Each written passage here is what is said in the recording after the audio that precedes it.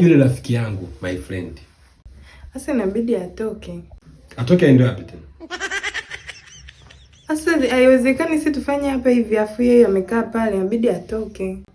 Hapa kwake, yani mimi na yeye tunakaa sehemu moja, yani tunashare chumba. Sasa hivi inabidi atoke.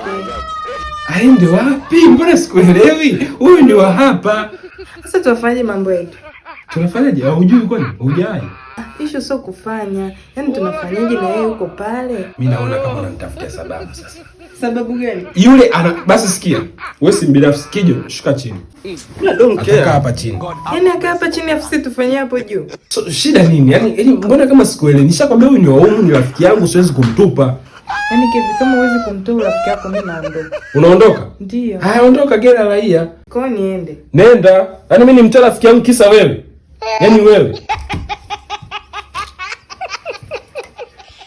Kwa nini niacha kweli niende? Sasa mimi nimekwambia siwezi kumtupa mwanangu, huyu ni wa shida na raha. Jana nilikuwa sina hata 100, akanisaidia 500. Alafu unaniambia mimi leo ni nimfukuze rafiki yangu kisa wewe. Wewe ondoka bwana.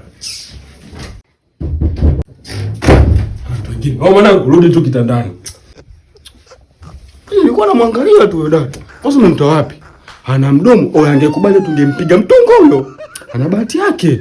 Mtungo? Amna bwana, nakutania. Leo nakula nini kwani?